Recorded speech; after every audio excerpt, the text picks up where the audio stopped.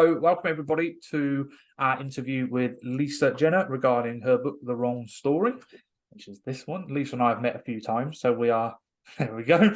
So we're going to have a chat about this. I'm going to ask some questions and yeah, we'll go from there. How you doing, Lisa? I'm good. Thanks, Tom. How are you? Yeah, I'm very well, thank you. It's nice to see you again. And you? Right, so I've got a few questions for you. I'm sure we'll just go on tangents as we normally do, but let's start from the top and see if we can work our way down. Right? Okay. So let's start off with you telling us a little bit about yourself. Okay. So I'm Lisa Jenner, LJ Jenner on the as an author, so slightly different. And I was a counsellor for 15 years. But before that, I worked in factories, and after that, I became a coach working with leaders. That's one of those questions I could talk now for the next 20 minutes about who I am. I don't know how much detail you want at this stage. As much as you want. So maybe I'd say a little bit about why I became a counsellor, and that might be relevant to. So I had always been interested in psychology. I'm one of those people who read pop psychology books and just had a vague interest in it. But I also came from a family where it was very much pull yourself together, and they weren't into this kind of thing. And then my son got very ill very suddenly, age 4. He went from well and healthy to needing life support, and recovered, luckily, for us. But what I now realise is I was hugely traumatised by that and had a lot of the classic trauma symptoms. And what I found was people moved on a lot quicker than I was able to. So I wanted to keep on talking about it. That was my way of dealing with the trauma, was talk about it over and over and over.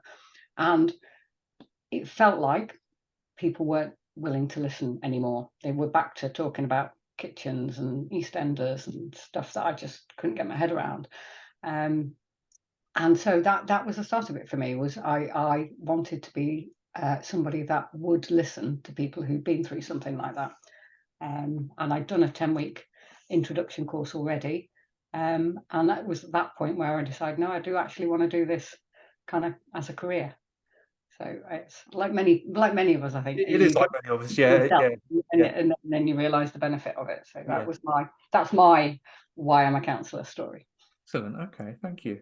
And that quite leads on nicely to the next question, actually, which is kind of where did the idea for the book come from? So I stopped counselling in 2019. I'd had burnout in 2015 and never really got back 100% as a counsellor. But I'm still passionate about counselling. Really passionate about counselling. I often refer to the book as a love letter to the profession. So I think in part it was my way of continuing to help people. That was part of it. So I wanted to see if I could write a book that was fiction and could be read purely at a fiction level, and it was really important to me that it was fiction, not non-fiction, but had this psychoeducational element to it. And I think, I love Irvin Yalom, and I'm not for a moment trying to compare myself to Irvin Yalom, but I love that learning through storytelling. Absolutely. Thing, and we've been doing it for millennia, haven't we? As a culture, we learn through stories. So I just wanted to see if I could do that. And I've always had this thing about the letter to your younger self kind of concept. I've always had a thing about, what about the reverse? What can we learn from our younger selves? So I read somewhere once that we are most true to ourselves between the ages of 18 and 22, and then we start to compromise in relationships, work, blah blah blah. But that pure you is around at that age. So I was kind of just playing around with that, really. What would a therapist learn from her, somebody who was very much like her younger self? Yeah, that's a really interesting question, isn't it? Actually, that's got me thinking. I'm trying to remember what I was like at that age. Actually, if I'm perfectly honest with you. Yeah. I think we're idealistic, aren't we? I think we are very idealistic at that age, and I don't think there's anything wrong with that. I think we kind of knock it as we get cynical and a bit more experienced. But maybe there is something about that idealism that we can Yeah, that's a really interesting concept. Now you've reminded me of something I once read, and I can't be sure who it was by. It could have been Richard Wiseman. Have you ever heard of Richard Wiseman? I've heard of him, but Yeah. I He was a can't professor. place. He's a professor of psychology, but he's also a member of the Magic Circle. It's quite an interesting. Oh, He's an author. He's quite an interesting character. yeah, I bet. I think he once said that it's possible that teenagers, or that age group that you're talking about, is actually the true state of human beings, and then after that, we do just become old and cynical.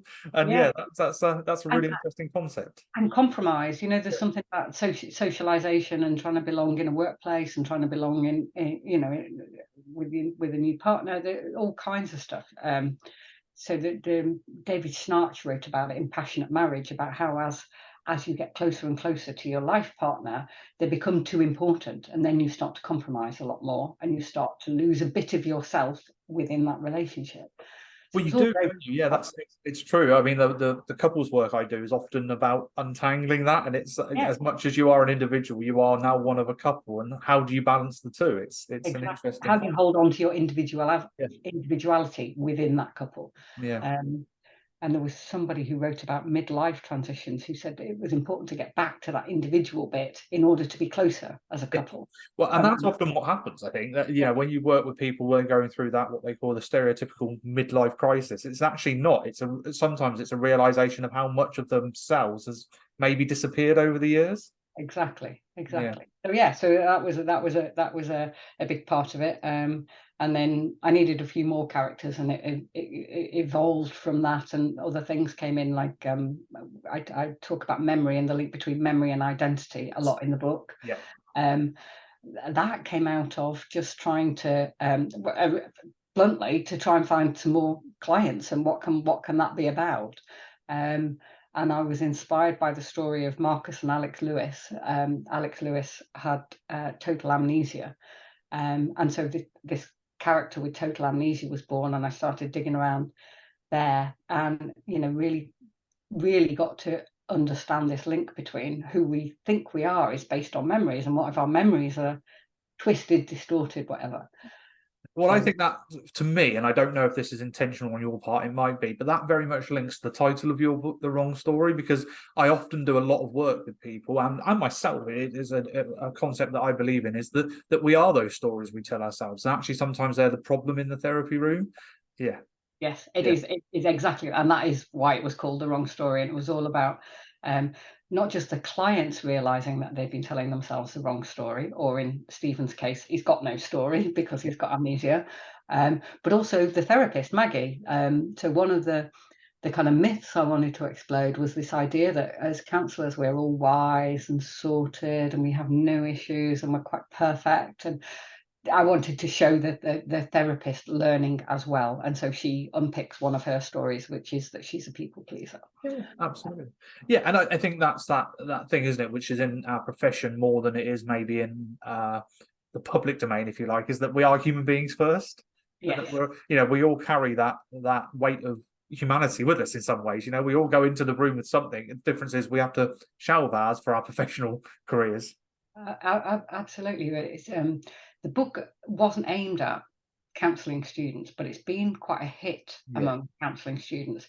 But that's what they tell me. It draws them to it. Is that somehow several of them still think they have to be perfect, and so the Yeah. fact therapist in this book is far from it, and makes mistakes and gets it wrong and swears a lot in her head, is quite validating. All the stuff that you hear about what's going on in her head, about where she's worrying about, oh God, why did I say that?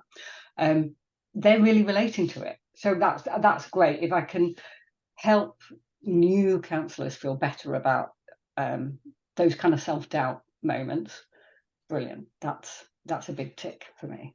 That reminds me of something. A friend of mine, a good friend of mine actually, who was a placement manager in my first ever placement all those years ago, who's gone on to be a good friend of mine now. And she once said to me, "I'm not a therapist because my own mental health is perfect." And I thought, yeah, that makes it. And she said that when I was in placement, and actually that really stuck with me. And actually, I think that's kind of what you're saying there, isn't it? Yeah, absolutely, absolutely. And Maggie got to be relatable not just to student counsellors, because I originally wasn't aiming at that group at all. I was aiming at people with no knowledge of counselling, and Maggie had to be relatable, otherwise it would do the opposite. It would put people off therapy when I wanted to say, look, it's a great thing to do, and this is how it works. Yeah, absolutely, and that's it. And it is being relatable, isn't it? And that's actually, the relationship between therapist and client is a big part of the work, and that is, I think that's something that you do portray beautifully in the book. And that how the therapist is a human being, and how, especially being newly qualified in the book as well, at the start, how the self-doubt is there. Yeah. And then you mentioned the relationship there, and that was really, I said it was my love letter to therapy. That was a big part of it for me. Was I think it's hard to put into words how special some counsellor-client relationships are. The without sounding like you're having an affair with every single one of your clients, because they are special and intimate and deep and moving, mutually moving. And I really wanted to get that over. That it's a two-way relationship. Maggie feels deeply for these three clients, and I really wanted to showcase that. Yeah, and that's what you've just said there is a very true statement, isn't it? Is that actually for some people it is possibly the most honest relationship they'll ever have. Yes, exactly. Yeah. Exactly. So I really wanted to show that to the world, because I think that's the bit that's not understood. I've had people, you meet people socially and they say, what do you do? And you get all kinds of reactions, and it's quite funny. I was interviewed the other week by somebody in the BACP, and she said she met somebody in a pub, and she was introduced as, this is Nicola, she works with mad people. And you do get these kind of weird reactions, and I wanted to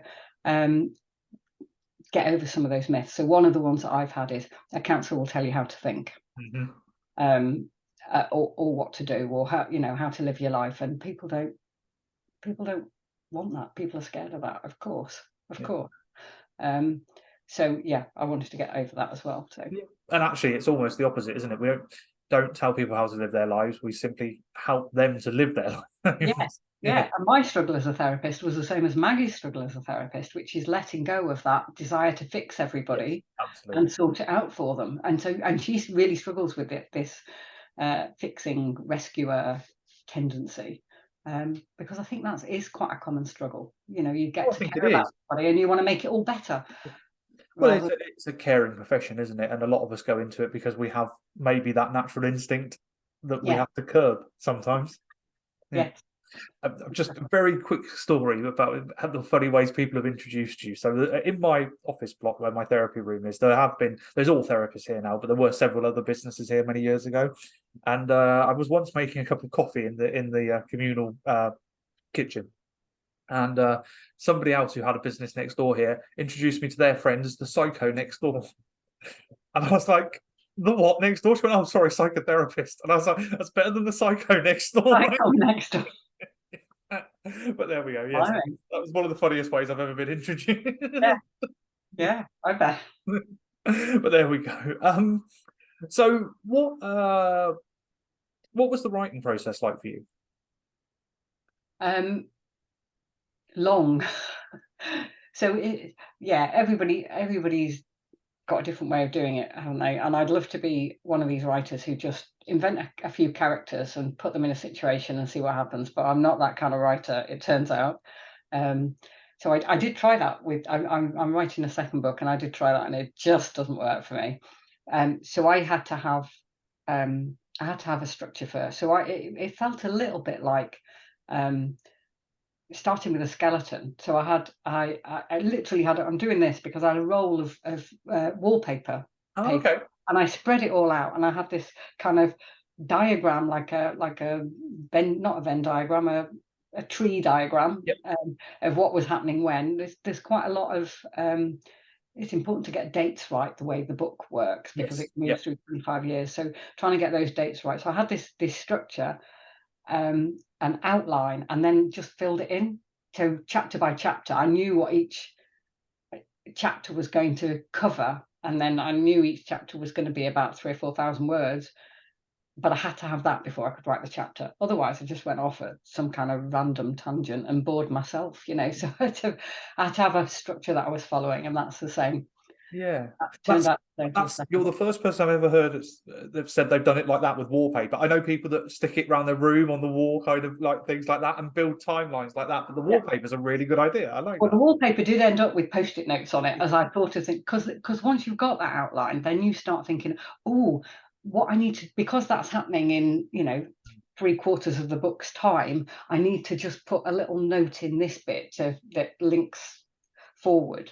And it was all of those linking forward, linking back, because there's a lot of, Maggie's got a secret that she's carrying, and there's a lot of hints as you build up to that, as there are in lots of books. So I had to know where that was going to happen to be able to work back and add things. So that was post-it notes all over the place. Okay, so that leads me on to a sort of a slightly different question about kind of your editing process then, and proofreading and that. How did you find that process? Okay, so that's a really important part of the process, and it's a part that I didn't realize was quite as important. So my story, I wrote the book to see if I could, and then it sat in my attic for 5 years. So I had this gap, and that was because I think I'd written it mainly for me to see if I could. I also then decided, no, I don't know any author that's happy with their own writing. No, So I think that's pretty standard for the profession. Yeah. So I decided, of course, it was rubbish. And it took 5 years before literally nobody read it, not even my husband. Somebody persuaded me to let them read it. She thought it was okay. And then, long story short, I ended up with a group of about 11 people reading what I thought was my finished manuscript, what I now know was my first draft.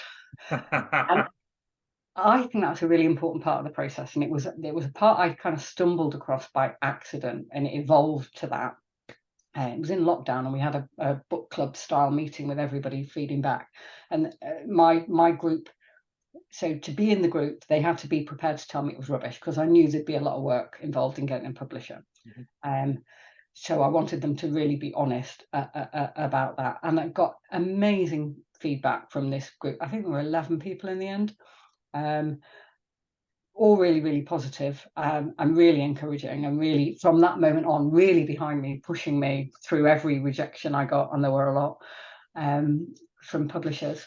But they also there was one chapter they didn't like, and I think if there hadn't been that one chapter that they didn't like, I might not have believed the good feedback quite. With you, yeah, that makes perfect sense. Yeah.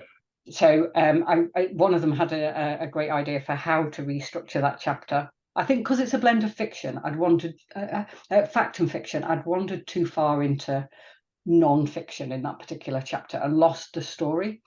So we brought it back, but then from then on, they were the ones that were, I got a whole team of people that had bothered to read the book and bothered to come to the meeting and bothered to give me feedback, and I didn't want to let them down by giving up on the publishing thing. So that was, I always say now, you need a team. Writing the book originally takes one person, but to actually get a publishing contract takes a team.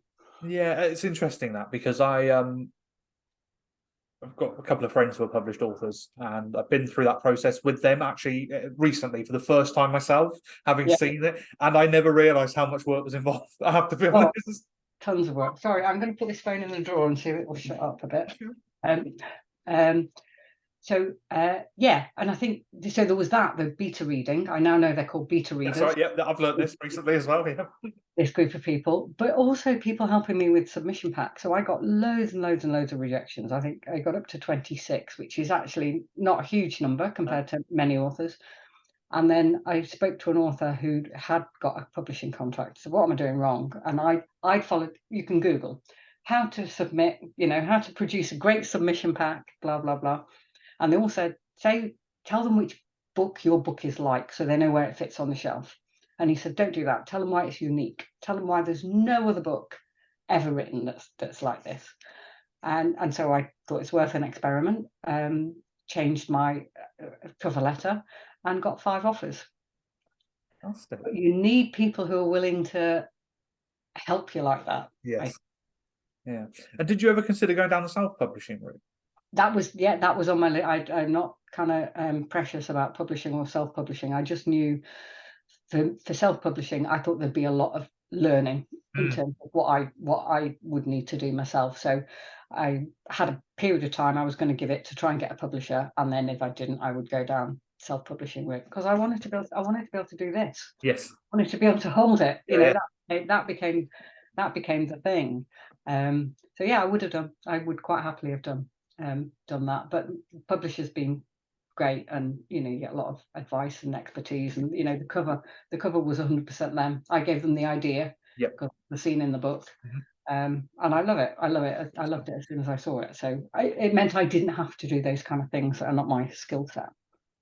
So just, and you might not be able to really give this an exact number, but from the time you sat down and thought, I'm going to write a book, to finding it on the shelf, how long? I mean, I know you had that 5-year period where it's 5 years gap. So probably about 8 years in total, but that includes the 5-year gap. Yeah. 9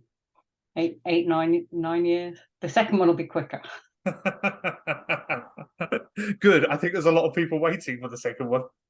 Yeah, I'm enjoying myself that. included. So it kind of leads on to my next question, actually. And I only asked this because, like I said, I've recently been through that journey of publishing, not myself, but with a friend of mine. Did you ever consider writing under a pseudonym? I did. Two reasons. There are, as you know, there are some personal bits in the book. People often say to me, "Is Maggie based on you?" I did get asked that question once by somebody who previous sentence had been, "I found her a bit wet. Was she based on you?" So, which I thought was interesting. I was wondering if that was me, actually. No, it wasn't. So yeah, Maggie divides opinion. A lot of women relate to Maggie, and other people find her irritated. So because people who know me well could recognize me in the book, what I was concerned about was, like, for Maggie's married to a guy called Matthew. Matthew was nothing like my husband.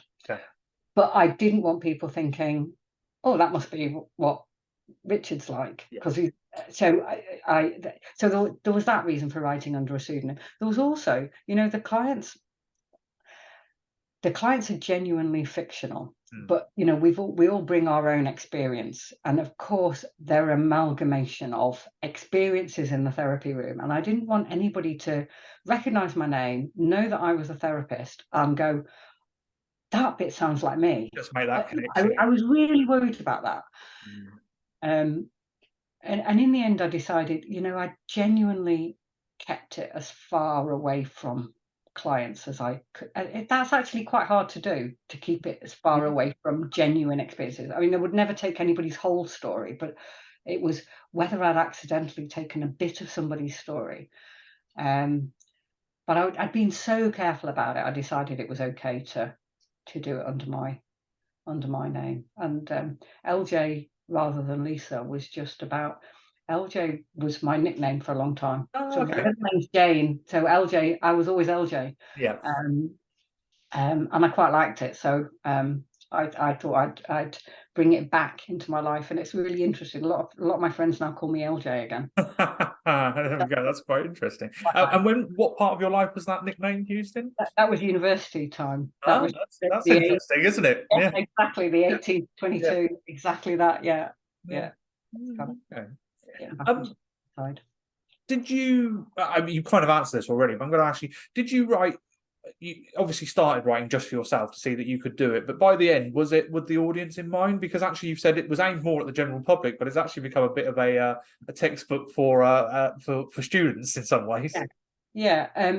I think I did. I really wanted to write for people who had no experience of therapy, maybe people who might be nervous about it, you know, wouldn't consider it too much for themselves, but actually probably could benefit from therapy. So it had to be fiction. That's why it was fiction, was to reach that wider audience. If I just wanted to aim at students or counsellors or people with an interest, an innate interest in therapy anyway, then non-fiction would have been the way to go. The fiction bit was about accessing a wider audience, and actually that was my biggest challenge, because I run a lot of, as a coach, I run a lot of workshops, psychoeducation workshops. So I kind of knew how to get psychoeducation across. What I didn't know was how to create a story arc and create relatable characters that people cared about. So that was the big, people are not interested whether Robin's going to leave her boyfriend or whether Stephen actually is a killer. Then they're not going to keep turning the pages. No, this is very true. Yes. So any psychoeducation gets lost. So yeah, I think I did have non-counselors very specifically in mind as I was working through it. I think that's something you've done really, really well, which is, I think, why it's successful, because you balance the education side with the intrigue of a story and some mystery as well, without saying too much or giving any spoilers. But I think that is something that you've really nailed, which is why I think people are enjoying it on both sides of the fence, Yes, and the number of people that say, I've had loads of therapy and it's really nice to see the other side and know what's going on in the therapist's head, because I never thought about it. So that's been quite nice as well. Absolutely. Yeah, and it is. I suppose. I mean, my journey into this profession started as a client, and you never do think what's going on in your therapist's head, do you? Somebody said that to me on Saturday, and I said, well, that's the sign of a good therapist, because you shouldn't be thinking about them. You should be thinking about you. Yeah. Yes, absolutely. You kind of answered this question as well, then. But who was your inspiration, or who inspired you to write? Well, as I said, I think I love Irving Yalom's writing, and it was that kind of education through story that really, really inspired me. So yeah. I think that I have to admit I'm a big fan as well, and Love's Executioner is yes. Okay. Actually, I'm not going to ask you the next question yet. I'm going to leave this to the end, because I think this is something we were briefly touched on, but we'll come back to that. Characters' names. That's something people always say to me. I don't know how to name my characters. So how did you come up with yours? So hard. I find it so hard. What I have done is, so often I know their age and I know the time it's set. So what I have done is Google popular names of babies born in X. Okay. Popular girls' names, popular boys, and then choose one. I try and choose one where I don't know anybody with that name, because actually that's quite a powerful steer. You end up almost subconsciously making the character a bit like them. So I didn't know anybody called Maggie, so that hence the therapist was called Maggie. My mum, that was one of my mum's comments, was, I loved the book, but I wish you hadn't called her Maggie. And I have no idea why, but it was probably a random comment. So that's often it. Or I might, it's certainly in the second book there's a nationality difference, so I kind of Googled, people from that country, what are the common names, and it is just a bit pick them. Partway through writing the second book, I realized the lead character's name had changed partway through, so I mean, that does happen. Interestingly, so I did some beta reading for one of my friends, and I was like, "You do realise you've changed one of the main character's surnames, don't you?" They're like, "Oh, so it does happen, doesn't it?"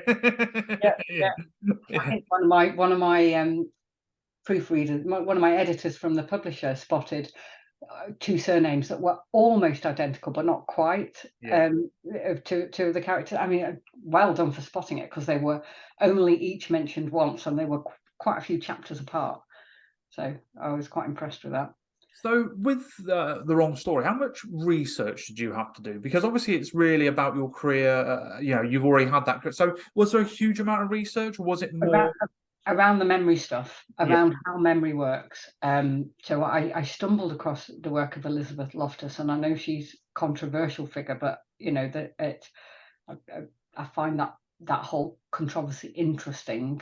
Now, just bear with my Elizabeth Loftus is the American lawyer. She's actually a psychologist. She's a psychologist who has done a lot of work around how memory works. There's a lot of convictions overturned. She started with convictions, but then she looked at.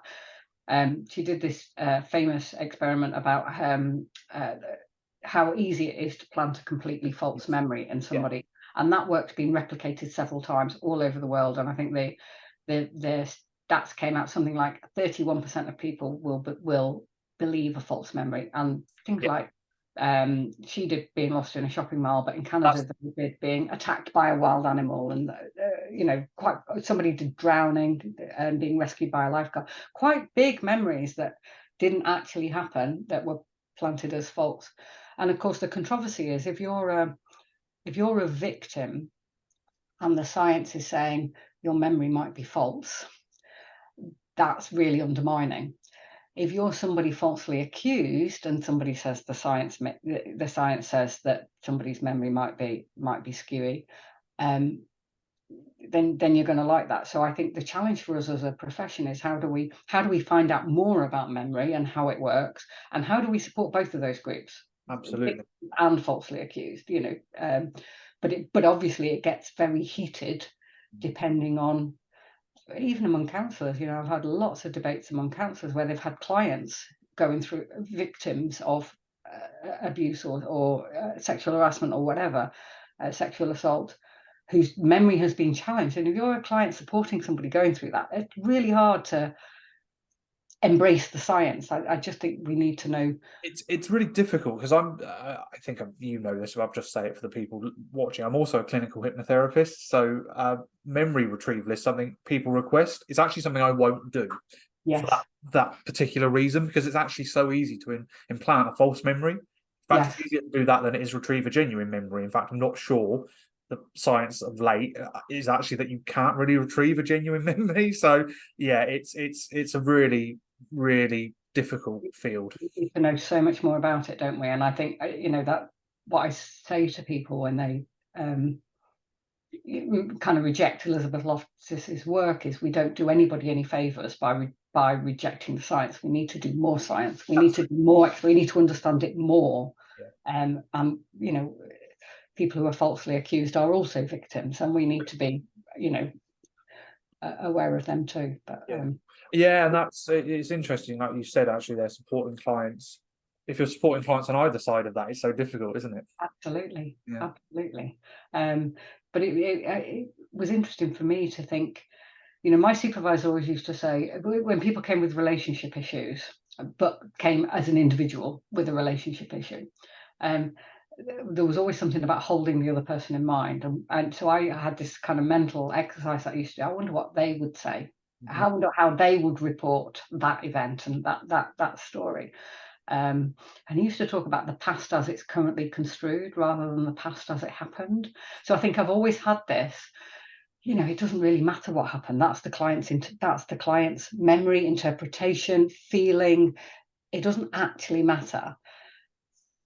But I would always hold in mind that, we filter stuff. We tell ourselves the wrong story. We do, absolutely. And there's 2 points there, I think, which are key, really. One, it's not so much the memory itself, but the emotion that's attached to it. Yeah. And secondly, we do edit stories as we go through life. And a simple example I often use with people is, if you had an argument with your partner on Friday, say, and this is a week later, you would the first person you told, you'd probably say, oh, we had a disagreement and actually we both were acting a bit stupid. By a week later, you're the hero and they're the villain, because you've edited the story to make yourself the hero, which is how we work. And you will remember it that way. And that's what Loftus says. Memory is not a film that we play back. It's constructed and reconstructed at the point of recall. And I think that's the key bit. And I'm not for 1 minute suggesting we should challenge clients' memories of things, because it's about how they feel anyway. But sometimes if there's a different way of looking at it, you can reframe that memory and it brings healing. It's kind of, how do you work with that, knowing that memories are likely to be distorted, filtered, edited, possibly even completely false. And it's finding that perspective, isn't it? Because also the memory is from a certain perspective, and that is not the view. That is only the view of the client at the end of the day, which is what we're working with. Which is the important part. But it is one view. Absolutely that. And which is so fascinating when you have your client in the book who has no memory, because that is a real kind of almost a blank slate. I don't want to give any spoilers away, because so I'm going to say almost a blank slate. Almost a blank slate. Yes, with a fairly scary flashback. I think we can say that without.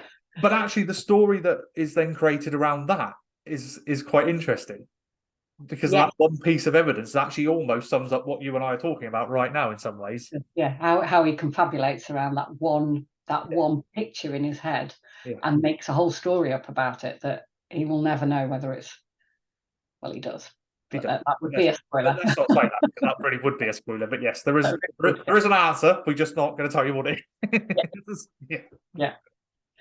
But it's a delicate subject, isn't it? And I find myself, even as we're talking about it, kind of trying to be careful that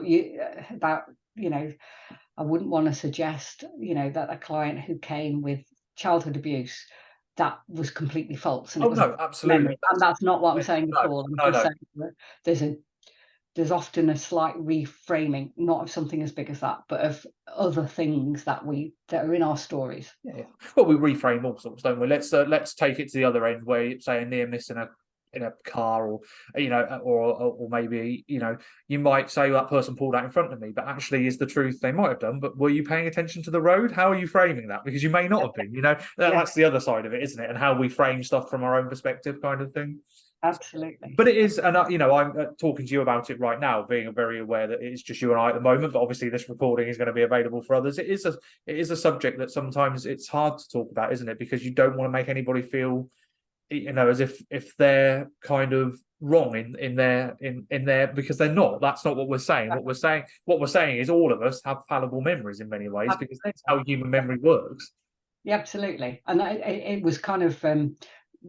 It was reassuring to me to learn that everybody has fallible memories, actually, because I know my own memory is fallible. So I had amnesia as a 14-year-old following a head injury. Okay. And my memory's always been really problematic ever since that moment. So I lose, unlike Alzheimer's, I lose big historical memories. Like, so I kind of, there are pictures of me at things like the closing ceremony of the Commonwealth Games, and I have no recollection of being there, or school reunions, big 15-year school reunion. I have no memory of being there. So it's not surprising that I have this interest in. No, that's not surprising. Is that sorry, I was just a little bit of a personal question, but is that an ongoing thing, or is that just that's ongoing? Mm-hmm. No, that's ongoing. So I was tested for when I had the burnout, actually, around 2015. I was in a MRI scanner and had the full kind of memory clinic test for Alzheimer's, and that was the conclusion they came to: it's nothing like Alzheimer's, but it is a problematic memory, probably because of this head injury years and years ago.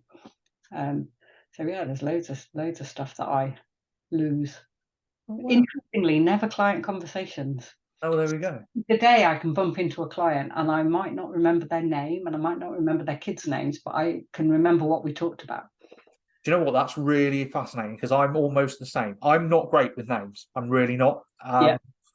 But conversations, I will remember. And I will remember if I work in a reasonably small town, so I will walk past clients and I will always remember them. I might not remember their name, but I do remember the person. Which is interesting. And I wonder if it's because they're always significant conversations, aren't they, that you have in a counselling room. There's often an emotional load, which I think helps memory as well. Of course it does. I think I think that's proven, isn't it, that memory is actually not about the length of time something takes, but it's about the emotional intensity happens within that period. Which is why some memories seem incredibly large, whereas others seem incredibly small, but have been over a much longer period of time. And that's back to the perspective thing. So we're talking about. I read a brilliant book called "Sorry Isn't Good Enough," and it's about a 9-year-old girl and a relationship with her mother. And it's a great example of. So she would remember the bad bits. She would remember that Mum didn't call me Poppet. She didn't stroke my hair. I made her breakfast in bed one morning, and all she focused on was the fact that I'd made a mess in the kitchen. But this child's not going to remember the positive stuff. He's going to remember those emotionally loaded things. But there will be other things in fictional book.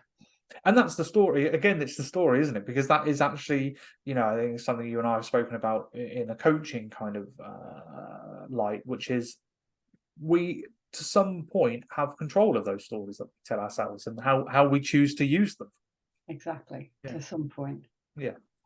Let's not go into that too much for this. No, But I was just thinking the number of times clients would come and they would start with one story and almost like it cleared the air. yes, So they'd come and have a real rant about their spouse, for example, and then the next time they'd be talking to me about the good side, but they needed to like get that all out of their head, and Yeah. then there was a new story. Yeah, Not a new story. that happens quite a lot, I think. Yeah, there's that absolutely where somebody will come in and then they'll come in and say, look, it's not that they're all bad, and you're like, no, I didn't think they were. I just know that that's the first layer that we have to get through for then hear about everything else. Yeah. So going back to the book, because we're slightly off topic, do you read your own reviews? I do actually. I do, and somebody once said to me, there's one terrible review in there, and I mean one. And somebody said to me, "Do you know, Lisa, you can quote that terrible review word for word. Quote me one of your good reviews word for word." And I couldn't do it, which is just interesting, isn't it? It's that one the zoomed in on. But I had one review that I do remember because it came with photographs, and it was about how many notes she'd made on the pages, and that I loved that. That means somebody's really interacted with the book, which is what I wanted. That's good. Yeah, and that's something I have to admit. I'm somebody that writes in my books, so yeah, it's one. Actually, you and I probably had this conversation before. In fact, I know we have, but it's one of the reasons I don't tend to sell any of my books on, because most of them have got my handwriting scribbled in them where I'm making notes or saying, because I like the two-way conversation that feels that you're having. Yes. Yeah, and that's why as an author it was just fantastic. I'd love to see what she'd written in it, and get into a dialogue about it. But yeah, that was a lovely one. Fantastic. And that was that a counselling student? That was a counselling student. Yeah. Yeah. Oh, that's fantastic. So the next question was going to be a big reveal, but actually you kind of revealed this earlier on. But there is going to be another book then. There is going to be another book, and it's so again, they say write about what you know. So it's about a counsellor, but this counsellor gets asked to spy on a client by the police. So it's all about confidentiality and limits to confidentiality, and so obviously we don't go spying on clients for the police. So it's hypothetical, but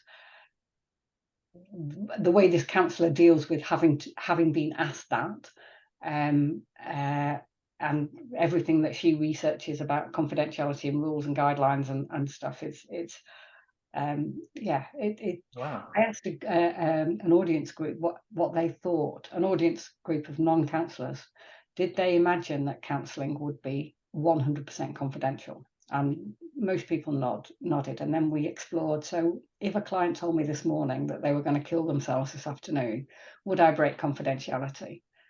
And you could see that people started to think, what about if somebody disclosed a historical crime like murder or rape? Would I break confidentiality there? So it really got people thinking about, were there limits, and what were the implications of having limits, and that kind of thing. So it explored all of that. Fascinating. No, as a professional, I think that's one of the things you have to have very clear in your own mind where your limits are, because obviously there are legal limits, but I think you have personal limits as well, which you hold in your own mind. And I always think as long as you've got them clear, you're okay. But it's one of the things they don't tell you when you train. Shall we say? It's one of the things you learn over the years. Yeah, because I think I expected that there would be hard and fast rules for every situation, and it wouldn't be up to me to know where those limits were. But when I researched the stuff around what they call it, public interest disclosures. Mm-hmm. So there was a very fine line between a public interest disclosure when a crime is possible, and spying as requested by the police. There was such a fine line, so I just thought it'd be interesting to explore if somebody crossed that line. Yeah, that's a really fascinating subject. How did the idea? What was the first spark for that? Gosh, do you know? I can't. I honestly can't remember how that one started. I can tell you there is a link with the first book. So Andy, who's the abusive boyfriend in the first book, comes for therapy in the second book. So he's one of the clients in the Okay. in the second book. So you hear Andy's, because a lot of people, I think, were so the story, without giving spoilers away for the first one, is all about Andy's hit his girlfriend, and the girlfriend is trying to decide, is it inevitable that it will happen again? And I think that's a controversial subject in its own right. And First time we spoke about your book, actually, that was something we spoke about for many hours, wasn't it? I think in a group, when we did a group session. Yeah. So I wanted to show Andy's story, because people were interested in, is that inevitable? Is it inevitable? Or actually more the other way around, is it possible that somebody would stop at once? So yeah, I wanted to explore that. Yeah. Okay. How far through this second book are you? Because I'm about a quarter of the way through, but I'm back on it now. So the first book took a lot of time in terms of promotion. Yeah. And so I've chosen now to put I'm not chasing promotion events and things like that, because I do actually like writing. So I've gone back to I've devoting that time to the second book now, so it should go at a bit of a pace. I once read something where it said a lot of authors hate writing, but it's nice to hear somebody actually say, no, I actually enjoy the process. I love the writing. I never like it when, so I have a fixed time and day when I do it, and at 9 o'clock I'm thinking, oh, I don't want to do this, and by 12 o'clock I'm thinking, I don't want to stop. Yeah, I can understand that. That sounds very much like me trying to go to the gym. I don't want to go to the gym, but once I'm there, I'm quite enjoying it. But then Well, I wouldn't go that far with the gym, but okay. So one last question, really, and it's one that I ask a lot of people. Would you have any advice for somebody that wanted to write a book in your field or in general, or anything that you've learned from your journey? If you're in this field, I would say we have so much, we really touch life. So client stories are often dramatic and emotional and special, and that relationship that we've already talked about is incredibly special. So as long as it's done with integrity and respectfully, there is a lot of material. So go for it. I'd love to see more people writing about therapy, but even outside this field, I suppose the big advice I'd get is this thing about, you need a team. Write it by yourself, but before you get a publishing contract, I mean, people in acknowledgements often talk about the people in the publishing team. Yeah. There's this gap in the middle. You need a team then. You need your cheerleaders around you then, and you need people who are going to give you honest feedback. So that would be my biggest piece of advice. The other thing is this thing about, I sit down at 9 o'clock and think, oh, I don't want to do it. I think all writers talk about discipline. I have to have that. That's my writing day. Yeah. And I will be at my desk at 9 o'clock with no ideas and a blank screen, and I'm not moving till 12 o'clock. Yeah. So that you have to have that. Yeah. I think that discipline is important. I know. Yeah, I think that is something I've learned over the years of running a practice and being self-employed, is that if you're not disciplined, then it's not, nobody else is going to do it for you. So you've got to be at the desk doing it. Yes. Yeah. And just write. The first draft can be rubbish. I won't use the phrase I use in my head, but the rubbish, the rubbish first draft is, just get it out. It'll fine tune from there. Yeah, brilliant. Well, thank you, Lisa, very much. I very much enjoyed our conversation. Yeah, me too. I will put a link to the book, which is available on Amazon, isn't it? Yes, it's still available on Amazon. In the comments. And this will be on our YouTube channel. It may one day as well become a podcast if I can ever work out how to do that. But that would be fantastic. Yeah. So thank you, Lisa, and thank you for your book, and thank you for spending some time talking to me. Okay, talk to you soon. Bye. Bye.